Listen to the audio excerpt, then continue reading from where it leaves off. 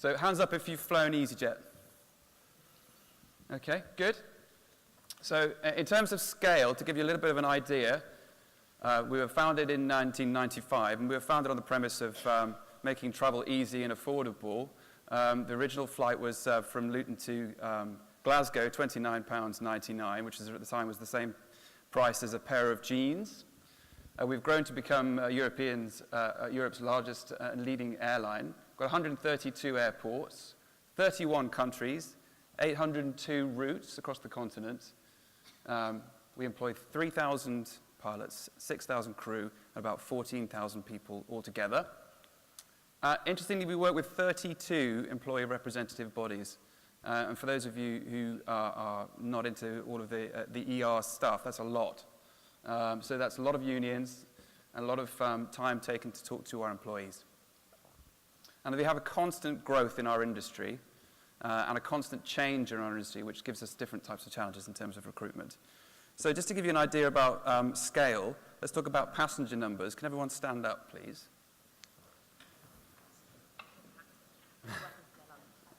Yeah, working for your lunch, exactly.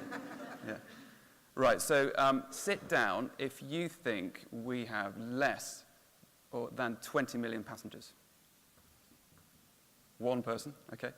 Sit down if you think we have more than 90 million passengers.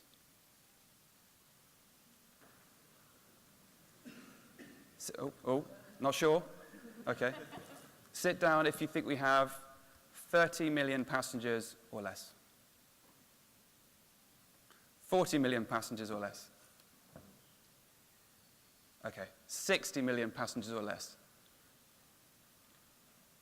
I'm playing a game with you. It's 80 million passengers is the number of total. So congratulations, those who are still standing up. Well done. So we're going to talk about how we do recruitment. In terms of the numbers, it's 3,000 roughly, so 2,500 cabin crew, around about 500 pilots, and of course some head office people as well. 85% of those are directly sourced. So we're going to talk about how we do it. We're going to talk about workforce planning.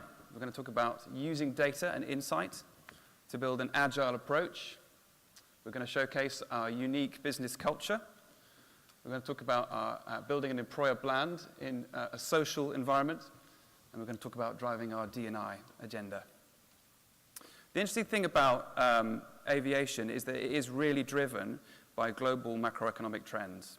So the key thing about whether people or not stay in business within aviation is fuel prices. And oil prices drive that level of cost for aviation. So when we see that the oil prices are going up, you see a lot of people falling out of the industry. And when oil prices go down, you see a lot of people staying in the industry because it's the key driver. So in terms of what we look at, we've got there, it's in a science and an art. I think one thing that we've realized across easyJet is that over the years, we know how many crew we'll need in any season. We know, for example, that every single plane that we fly requires a certain number of crew. We know that within certain bases, there are certain levels of attrition. So we look at a number of different things, some of which are more interesting than others. So sickness and attrition analysis, again, we know how much we turn over in each of the bases. So we know, looking at last year's data, how many people are likely to be sick, how many people are likely to leave, for example. But we also look at competitor trends. And the interesting thing about that is that sometimes that involves looking not only at our competitors this year, but looking at our competitors last year. So for example, if BA have done a huge recruitment drive last year, it's less likely that they're going to be doing a big recruitment drive this year. If, for example, Air France are starting a low-cost carrier, as they are, called June, then we know that in our French bases, we're going to see more attrition. Flexing the employment proposition, that's quite interesting. So that's about looking at our competitors in relatively real time and saying, what are they offering against what we're offering, and what effect is that going to have on our turnover and our attrition? So for example, in Germany, we looked at what Lufthansa were offering against our base in Tegel, and we found that they were offering, even though they were the kind of national flag carrier, permanent contracts on a higher base and against us, and we were on not permanent contracts, and we were not the national flag carrier. And if you're a German person looking for a job, you're going to go for the permanent one. So flexing that and having that ability to feed that directly back into the people who make those decisions around our cabin crew, our head of cabin services, and the ability to flex that employment proposition has made a crucial difference to us. And then in terms of real-time market intel, everybody who leaves the organization, and we're very lucky we don't have very high attrition, we get real-time intelligence from them. Where are you going? Why are you going? And we can build that in to make some trends. So we know that when we're losing people in Gatwick, we know to whom we are losing them. We know that when we're losing people in Bordeaux, we know where they're going and why they're going. So we can build that in along the season and actually change our assumptions as we do that. And then the final one, we talked a lot today about marketing approaches to recruitment. Pretty much everybody who's stood up here has talked about it. And we've taken a similar approach, and we've actually segmented our bases. We learned very early on that not all of our bases are the same. So we noticed that there are some bases that we have to work incredibly hard to get our employer brand out there if we're, for example, not the national flag carrier of that country. And there are other bases, for example, in the north of England, where all we have to do is open the door a crack, and we see floods of applications in. So we segmented our bases into 3 different segments, and we have different levels of hold pools for each of our bases. So that, for example, where we know that we're going to struggle, for example, in Germany, in Portugal, we have 50% hold pools. And then for those where we're going to find it easy, we have no hold pool at all. And we don't invest that much of our advertising budget. We don't invest that much of our branding budget in that kind of activity. So segmenting our bases has enabled us to take a very focused approach to how we do it. So Marcus is going to talk about data and insight. So as James has kind of alluded to there, he spends a lot of time with his teams very much looking at the workforce planning and what's going to be affecting all of his different bases across the EU. And that's really critical for us in terms of building an agile campaign, understanding exactly what bases we need to target with how much effort and exactly what we need to do at the right times. Things change. It's a dynamic industry. So we've very heavily invested our efforts in digital media that is completely flexible and agile to what it needs to be, so that if James tells me, Marcus, we've got a new French carrier that's going to be operating in Bordeaux, we know that we're going to need to move budget there, and we can do it really, really quickly. In terms of diverse skills, it was a really interesting one for cabin crew, actually. We were noticing with some core hotspots that we were starting to really exhaust year after year going after the same cabin crew talent. So what we did is a lot of insight into the soft skill element of what actually makes a good cabin crew colleague. And what we found out was that a lot of these soft skills were actually really well represented in the likes of hospitality, retail, customer service, and we began to target these to broaden out our who we marketed to, and again broaden out our potential people that we could target. In terms of the messaging, James noted a lot there about kind of flexing the employment proposition for the different countries, the different bases, and that's completely right. And we spent a hell of a lot of time speaking with base captains, pilots, cabin crew, base managers to understand the really intricate nuances for what it means to be a pilot in Germany, what it means to be a cabin crew in France, so that we can really tailor the messaging to make sure that it resonates with that person. We're very much living in a stage now where a one-size-fits-all message just doesn't work anymore. You really need to make sure that you're being as personalized as you can be to the needs of that specific audience. And the last point on here, real-time data. So James invests all that time kind of understanding what the trends are going to be, what's going to impact, which bases need that attention.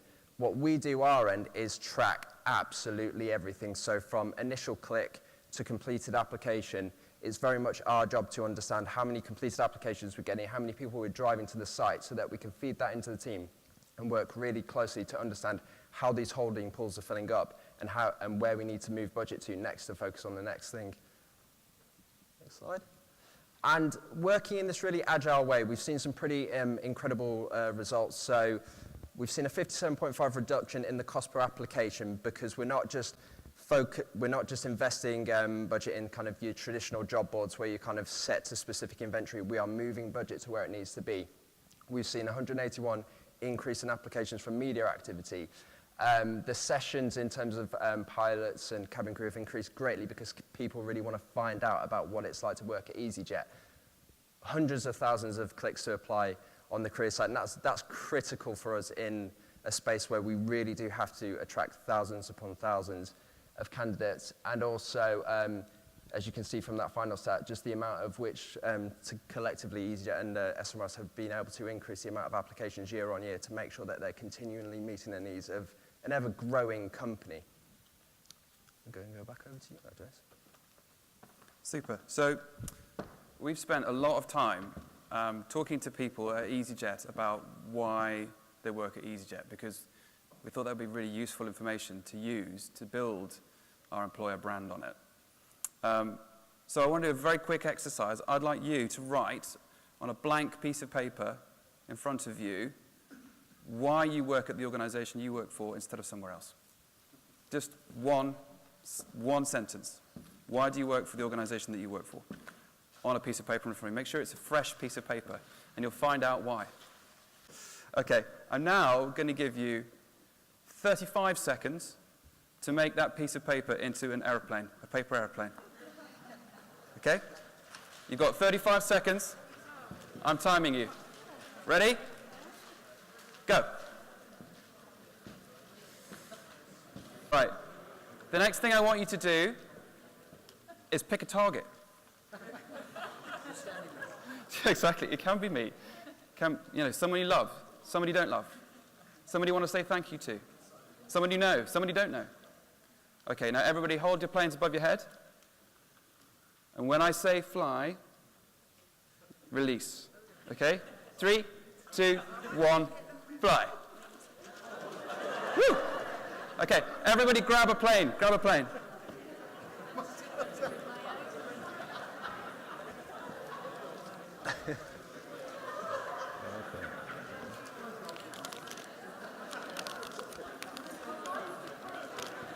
Okay.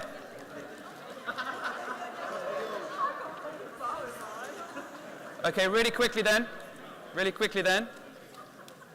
Teresa, what does yours say? Autonomy and flexibility within the job. Autonomy and flexibility. Someone on this table. I trust and like the people I work with. Trust and like the people I work with. Okay, this table. Leaders in their field. Leaders in their field. Okay. I can do precisely what I want to do. I can do precisely what I want to do. That sounds all right. Work for yourself, maybe. How about here? It says autonomy here. Autonomy. Okay. How about this table? Not for profit. Not for profit. Okay. This table? The people. Okay. I'm not going to go around every table, but one thing that's definitely always a theme every time you ask people why they work, where they work, is the people. So what we did is we spent a lot of time talking to the people at easyJet to try and find out why it was that they worked here. And actually, the majority of the people said it's the people and it's the culture. So we spent some more time trying to create a distillation of what that was to build all of our attraction on and to build all of our leadership competencies on and to build our ways of working on. So we came up with 5 themes. So I'm going to go through these again quite quickly because I did promise I was going to be brief. So the first one is Spirit of the Generation, and that is about the fact that 23 years ago, easyJet reinvented air travel. And that's something which has stayed as an entrepreneurial theme throughout. But for each of these 5 themes, there's not much point in having like a distillation of your culture unless you can be really clear about what it is that a candidate will get from your organization and what they're expected to give to your organization. So in terms of the gets and the gives, in terms of for the Spirit of the Generation, the give, we expect people to be outspoken. We expect people to be purposeful. We expect people to be engaging. In terms of what they get from that, they get fun. They get success. They get space. Lean, not mean. That's another interesting one because we are a low-cost carrier, so the temptation would be, to try and be penny pinching. But actually, our version of that is, yeah, we are lean. We do have to be very careful around costs, but we're not mean. We're not environmentally conscious. We have a good, clear corporate social responsibility. We're clear about our values. And in terms of lean, not mean, the gives are we expect people to be creative. We expect people to be entrepreneurial. We expect people to be diligent and careful stewards of the money that customers give us. But what they can get, they get participation, they get meritocracy, and they get respect. Freedom and a framework, that's another interesting one. Essentially, we are quite a governed industry. It's okay to say to your employees, you can pretty much do what you like, but if the pilot flies the plane upside down, there's going to be trouble. So it's okay to say freedom, it has to be within a framework. So what we expect the candidates to give and what we expect employees to give is we expect them to be dedicated, we expect them to be passionate, we expect them to be inclusive, but what they can get, of course, is that sense of empowerment, that sense of autonomy. Developing orange years, this is something which makes everybody at easyJet kind of go, huh. Because actually, working for a low-cost carrier is quite interesting. There's always a strike somewhere, usually in France. There's storms, things happen, but when they do, we expect people to face into them. We expect people to be problem-solving and making a success of it. So that's developing in orange years. Essentially, what you get in return is the fact that because you've had to work so hard, and because you've had to deal with so many problems, and because you have to be operationally efficient, you develop really, really quickly. There's nobody in easyJet who I can look at and say, they're not doing a real job. They're just kind of turning up and pushing paper from one side to the other. Everyone's really, really busy, and they've got real autonomy and real responsibility. So in terms of developing in orange years, the give that we expect from people is that we do expect them to be hardworking, and we're honest about that. We do expect them to be inventive. We do expect them to be involved and rolling up their sleeves. But in terms of what they get from that, they get that development, they get that training, they get that autonomy. My favorite one is the last one. No one stands on status. I'm a good old-fashioned egalitarian. I'm someone who, the word authentic came up quite a few times from Kevin and from different people. I do believe that you should be judged on what you've done. It should be a meritocracy. And there shouldn't necessarily be X or Y has to be agreed with because X or Y is very, very senior. No one really stands on status at easyJet. The CEO sits open plan, as do the rest of the board. I think there's about 3 executive assistants in the whole business. So I think that's a good thing. And in terms of what we expect people to give, we expect people to be humble. We expect people to be open. We expect people to be approachable. And in terms of what they get authentic feedback. They get camaraderie and they get fun.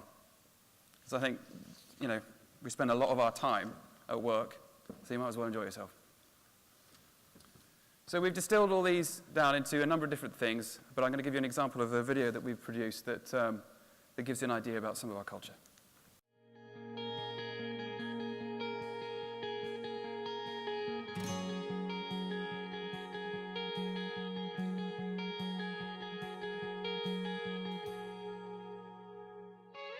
We're here to make travel Easy and affordable for everyone. That means finding new ways of doing things for our customers It's about big ideas. and looking at doing things differently. There's one thing we all have in common. And that's our orange spirit. orange spirit. That's the orange spirit. We are big on personality And we get things done. We get things done. The day-to-day can be unpredictable. but we love a challenge. We love a challenge.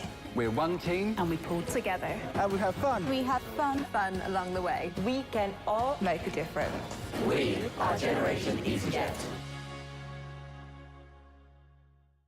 So I think as James very, very lovely articulated there, easyJet's orange spirit, it's something that's so well embedded within the company. Everyone knows about it. Everyone talks about kind of growing in orange years. What our job was to distill that for the external audience. And I think Kevin hit upon it earlier. Social media is just growing and growing and growing in terms of a channel that's just crucial for today's attraction strategies, but also for your brand as well. So our focus very much with externalizing this was specifically on Facebook and Glassdoor.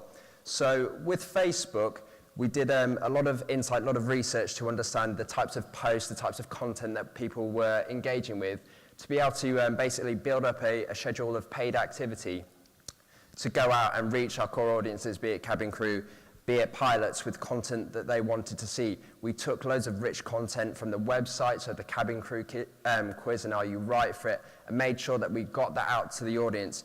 When we started this project, we called it kind of social amplification project. easyJet's careers Facebook page was at about 1,200 followers. By the time we'd finished, we'd grown to just under 15,000. And, you know, we talk a lot about talent pools today and all of its different vices, but what we've done there is actually generate a talent pool of engaged users that want to find out more about easyJet's jobs, but also their culture, and it's a pool that we can continuously tap into to be able to communicate when we need to. And really interestingly, actually, and it's come up a couple of times today, when you talk about the power of brand, strong employer brand, our core goals for Facebook were to grow followers and to get engagements. And we did that as a complete aside. Within a few weeks of activity, we also generated over 400 completed applications for cabin crew with no recruitment message attached to it whatsoever. So I think that's really nice, and it shows the power that a strong brand can have if you invest in it and get it out to the right places on your general attraction needs. Now, Glassdoor as well, people are going to have different opinions on Glassdoor, but we are living in a world where people want peer-to-peer conversations, they want openness, they want transparency. And what we found with easyJet was that they were regularly getting over 10,000 visitors to their Glassdoor site every month, especially from cabin crew and especially from pilots. So it became a pretty clear decision for us to invest in this channel, make sure that it had all the relevant content in terms of employer brand, but also spaces for pilots, for cabin crew, to get more information. And what we were able to do is grow the amount of monthly visits to over 30,000. We even hit 60,000 when there was quite a bit of uncertainty around last September. You may have seen Monarch in the news and Airblin and stuff like that. So people in a time of uncertainty were coming in their drones to Glassdoor, to easyJet, to understand, I've got to find another job. Where do I want to work? What's it going to be like? And by being able to give easyJet that space to clearly articulate that, we could then capture these people and show them why easyJet was such a great place to work. And I think another source of pride, I think internally for you guys as well, James, is that being ranked in terms of one of the best employers to work for 2 years in a row, I think is something that you guys are really proud of. And I will pass you back on to James there to talk about the slide that just came up. Yeah, no, we're very proud of that, and increasingly, the good thing about Glassdoor and the good thing about a lot of the social media activity that goes on is that it's no longer about a very carefully crafted marketing message which you push out. It's no longer about, you know, selecting very particular stories and then pushing them out. It's a complete dialogue. It goes both ways, and I think that one thing that we've learned from a lot of the social media stuff that we've done is that the way in which you respond and actually responding is as important as the content that you push out. It's really, really important. The final thing I want to talk about is our Amy Johnston initiative. Question for you, what do you think, as a proportion, the number of female pilots is in the world? Do you think it's 20%? No. 2%. It's 3. Pretty close. Pretty close. You get a Mars bar. Yeah. It's 3%. So back in 2015, Chief Executive challenged me and the recruitment team to try and increase that. First year we got to 6%. And he said, come on, you can do better than that. So then we doubled it in the second year to 13%. And then he set a big, hairy, ambitious target, which is for us to get to 20% of our new entrant pilots to be female by 2020. I think just because there's 3 20s in it, rather than because it's in any way achievable. So I just really want to talk very briefly about how we've done that. So one of the things that we did is try to get them as young as possible. So I think that people make their decisions about their degree of inspiration very young. So we've been doing a massive amount of school visits. The second is role models. And we've had many different role models, female captains, female pilots, going out and about into the media. You may have seen that we had a documentary on ITV called easyJet Inside the Cockpit, which focused on some of our female pilots who are coming through our training. It's really, really, really fascinating. And I think the other interesting thing was that we had some quite landmark things which happened, which were very useful to us. So, for example, we had the youngest commercial female pilot in the world working for us. How old do you think she was? She was 19. She's 19. And when I think about what I was like as a driver when I was 19, it kind of does beggars belief. So that's a little bit about how we've achieved it. Obviously, the usual marketing. But I think the other thing to mention is there is a wider question about why should we be doing this. Obviously, gender pay gaps. Everyone's talking about gender pay gaps. That's really important. Obviously, with a limited supply of pilots, having more people become pilots, an untapped resource of people becoming pilots is important. But I think more important than all of that, actually, is that it's the right thing to do. If you think about the many other industries that have been male-dominated traditionally, the aviation industry is miles behind on that. And for what reason? No one really knows, other than that perhaps it's role models. Perhaps it's just that people have always just looked at those stereotypes and not thought about them. One of the things that we've done also is to rewrite the manual, literally rewrite the manual. So EASA, the people who govern the way that you fly a plane and the rules around you fly a plane, they wrote a manual, and every time it refers to a pilot, it says he. It's just bonkers. So we're campaigning hard to get that rewritten, and it's being rewritten. So it's the right thing to do overall. So Mark is just going to finish off. So one of the most recent initiatives that we've taken to really kind of bring this to the fore was creating a Becoming a Pilot microsite, and we actually launched this in line with International Women's Day. So very much as James was saying, kind of get them early, all the schools that they've been visiting with the different pilots like Marnie, like Kate, who James was alluded to there, giving them a source of information that they can go on and see these role models and see these stories played out. I think what's also really important is there are targets here, but in terms of the externalization of that, we don't at all say we're looking for women. That's not the message that should be given here. It's about creating an environment that's open and inclusive for everyone. So we don't draw out specific targets. We just say, if you're the right person with the right skills, we don't care where you come from, come and talk to us, come and be a pilot because you are able. That's a really strong message. And again, social media playing a key part in this, very much supporting the launch of the site, making sure that we marketed it out to all relevant and interested people. But social media, again, has been such a great platform to have those open conversations about the gender pay gap, which I think easyJet was actually very brave in publishing their report and their CEO's response to that. Also talking about different initiatives as well, and also giving everyone who wants to find out more a real hub for information on this on the career site. So creating a new section that has all these different bits of information that we can direct people back to give people more information, but also facilitate that conversation. And it's very much a continuing piece of work that we're very much enjoying at the minute.